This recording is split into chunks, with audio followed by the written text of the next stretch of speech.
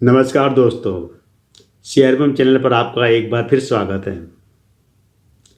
दोस्तों, आज मैं आपके लिए सीमेंट सेक्टर की कंपनी है आंध्रा सीमेंट, इसका शेयर लेकर आया हूँ मैं। ये आंध्र प्रदेश की कंपनी है और इसके 2 प्लांट है इसके सीमेंट कंपनी के। 1936 में ये कंपनी स्थापित हुई थी और करीब 4 स्टेट में इसका कारोबार है। आंध्र प्रदेश, तेलंगाना, उड़ीसा और कर्नाटका। और करीब इसके 770 के आसपास डिस्ट्रीब्यूटर और विक्रेता है इसके। कंपनी एक स्मॉल कैप कंपनी रही है, लेकिन ये कंपनी हमेशा कर्जों में दबी रही। इसके जो पहले जो मालिक थे वो भी कर्ज में दबे हुए थे। तो उसके बाद में जब वो कर्जा चुका नहीं पाया तो उसके बाद में 2012 में जेपी ग्रुप ने इसमें करीब 60% हिस्सेदारी खरीद ली और यानी कि पूरी तरह से मालिक जेपी ग्रुप बन गया था।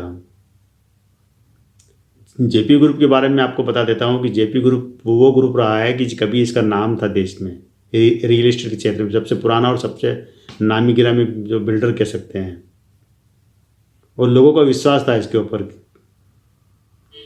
लेकिन क्या हुआ कि ये जो जितना बड़ा नाम था उतने बड़े बड़े इसके मामले निकल के आए बाद में, और एक के बाद एक मामले की झड़ी लग गई। झड़ी ऐसी लगी कि पूरा जेपी ग्रुप ही मतलब सवाल एक निशान में आ गया और कोर्ट में केस चल रहे हैं।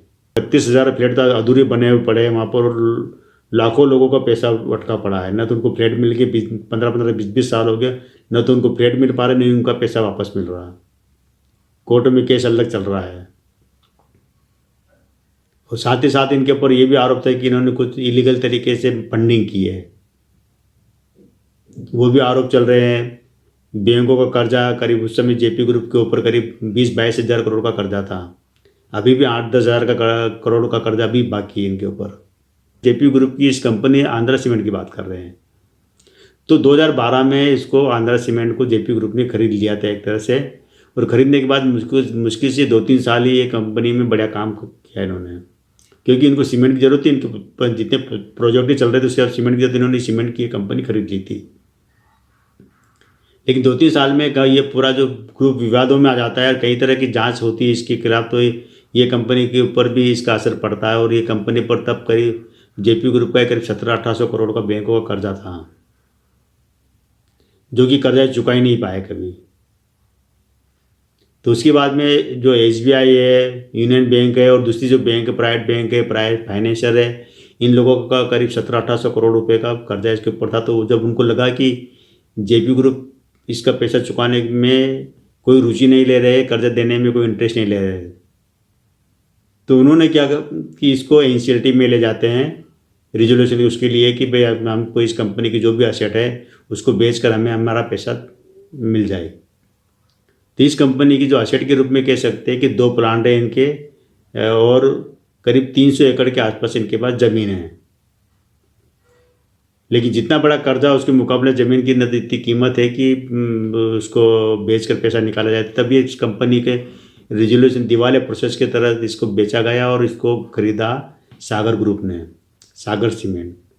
ये आंध्र प्रदेश और दक्षिण भारत की एक अच्छी नामी गिरामी कंपनी है। तो सागर सीमेंट ने इसको 922 करोड़ रुपए में खरीद लिया और करीब 95% हिस्सेदारी सागर ग्रुप के पास चले गई इस कंपनी की।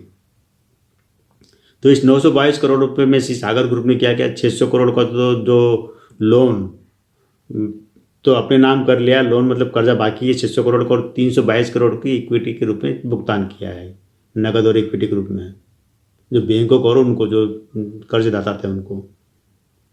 यानी कह सकते हैं कि अभी भी इस जो आंध्रा सीमेंट है इसके ऊपर 600 करोड़ का कर्जा भी बाकी है। मान सकते हैं आपके अभी कर्जा आने की, आप सागर ग्रुप के अपने ऊपर ले लिया तो आप कर्जा में तो है ही सही कंपनी। और अब सागर ग्रुप के पास 95% इक्विटी आ गई। इसका मतलब ये हुआ कि जिन लोगों के पास जब इसके शेयर 100 शेयर रखे होंगे तो 100 के वो शेयर घटकर 5 शेयर रह गए, 95 शेयर सागर ग्रुप के पास चले गए। और जब इसके प्रोसेस के पहले शेयर की जो कीमत थी 5 रुपये कीमत थी इसकी। तो यानी कि जिसने भी अगर 100 शेयर खरीदे हो, 500 रुपये का इन्वेस्ट किया होगा, तो उसी हिसाब से इनको जब भी एक कंपनी खरीदी तो शेयर की जो प्राइस 95% जो होल्डिंग सागर ग्रुप के पास चले जाते तो शेयर की जो कीमत हो जाती है 100 रुपये के ऊपर, यानी कि आज की तारीख में करीब 98 रुपीज़ की कीमत है इस शेयर की। अगर आपने 500 रुपये में 100 शेयर खरीदे होंगे और अब वो केवल 5 शेयर बच गए हैं तो 5 शेयर की वैल्यू 500 रुपये ही है, उतनी वैल्यू जितना आपने इन्वेस्ट किया हुआ है, मतलब आप नुकसान में नहीं हैं। लेकिन जिन लोगों ने 8 रुपये, 10 रुपये, 20 रुपये, 15 रुपये भी आप 50 रुपये खरीदे होंगे ना, वो ज़रूर इसमें नुकसान में होंगे। तो इस कंपनी के साथ जो अभी जो सागर ग्रुप के पास जो 95% हिस्सेदारी आने के बाद में, अब आगे क्या होगा, हमें इस पर भी ध्यान देना चाहिए। आगे इस कंपनी में क्या हो सकता है, क्या कर सकते हैं, क्योंकि पहले इससे खबरें आई थी कि ये जो आंध्रा सीमेंट का शेयर डिलिस्ट हो सकता है। हालांकि डिलिस्ट नहीं हुआ है, अब इसका कंपनी इनके पास चले गई, लेकिन अब इनके पास क्या कि 95% होल्डिंग आ चुकी है, यानी अब इनके पास पूरे अधिकार आ चुके हैं कि ये इस कंपनी को डिलिस्ट करा सकते हैं। जो सेबी के नियम है उसके हिसाब से इनके पास अच्छी खासी होल्डिंग है और किसी भी दिन ये घोषणा कर सकते हैं कि हम इस शेयर को रखना नहीं चाहते, हम इसको डिलिस्ट कराना चाहते हैं। लेकिन वो प्रोसेस बहुत लंबी होती है डिलिस्ट कराने, उनको जो अभी बैंकों से मंजूरी लेना पड़ेगी, जो भी कर्जदाता दाता उनसे मंजूरी लेना पड़ेगी, शेयर होल्डर से मंजूरी लेना पड़ेगी, दुनिया भर की उसके लिए पापड़ बेलना पड़ता है।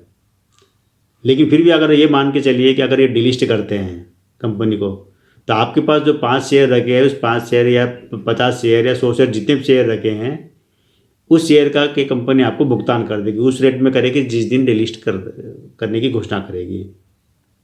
उस दिन जो रेट होगा इस शेयर की कीमत का, वो शेयर आपको उसका पैसा को भुगतान कर देगी कंपनी।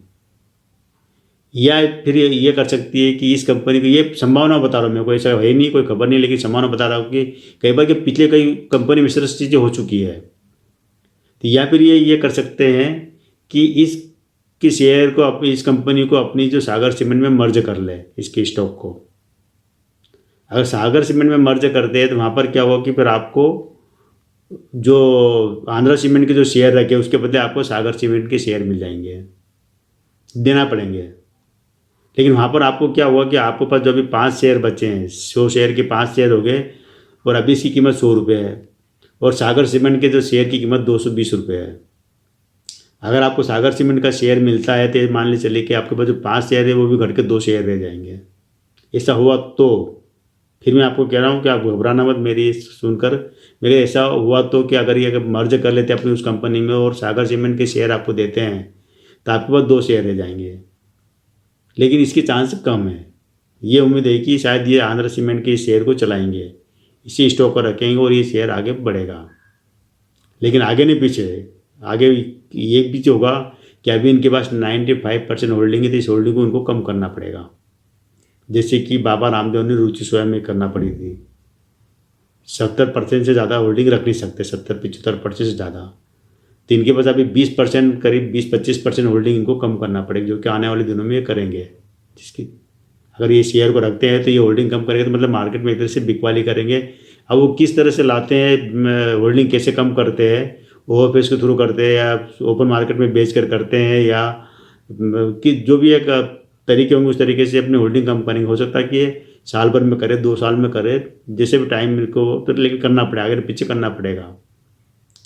बाबा रामदेव ने अपनी होल्डिंग कम की है ना, इसी तरह इनको अपनी होल्डिंग कम करना पड़ेगी बाद में। तो जब होल्डिंग कम करेंगे तो निश्चित है कि शेयर की कीमत बढ़ेगी, उसे बढ़े हुए रेट में बेचेंगे, सस्ते रेट में नहीं बेचेंगे। ये तो हो सकता है इसकी कीमत अभी 98 रुपीज़ या 100 रुपये चल रही है, तो इससे शेयर ऊपर जा सकता है। एक बार ये 150 रुपये तक जा चुका है इस रेजोल्यूशन के बाद में, खरीदने की जो खबर आई थी ना, उसके बाद में ये शेयर 150 रुपये तक पहुँच चुका है। 150 रुपये से अभी 50 रुपये नीचे आ चुका वापस। अब अगर ये ऊपर वापस जाता है तो कहाँ तक जाता है, कितना जाता है, कुछ कह नहीं सकते हैं। हो सकता है 200 भी चला जाए, हो सकता है 500 भी चला जाए या 1000 भी चले जाए, क्योंकि सीमेंट सेक्टर बहुत अच्छा सेक्टर माना जाता है। खासकर रियल एस्टेट के जो मार्केट जो चल रहा है, बढ़ रहा है रियल एस्टेट, तो उस हिसाब से सीमेंट सेक्टर भी चलता है। तो सीमेंट की सारी कंपनी अच्छी चलती है। तो ठीक है दोस्तों, आपकी एक जो पुरानी जो डिलिस्टिंग शेयर पैसा डूबने की जो घबराहट थी, वो घबराहट तो दूर हो चुकी है। अब आगे क्या होगा ये थोड़ा सा अब आप नुकसान में नहीं रहोगे, कि नहीं, अगर डिलिस्ट हो चाहे शेयर रहे कुछ भी रहे, आपको अब नुकसान नहीं होगा। अगर पहले अगर डिलिस्ट हो जाता तो निश्चित है कि आपका सारा पैसा जीरो बन जाता है, लेकिन अब जीरो नहीं होगा। इतना तो जरूर ध्यान रखिए, आप ये पैसा आपका जीरो कभी भी नहीं होगा। तो ठीक है दोस्तों, आज केवल इतना ही। कैसा लगा मेरा वीडियो ज़रूर बताना, और मेरे इस चैनल को सब्सक्राइब कर लीजिए, शेयर कीजिए, दोस्तों को बताइए। तो आज केवल इतना ही दोस्तों, थैंक यू।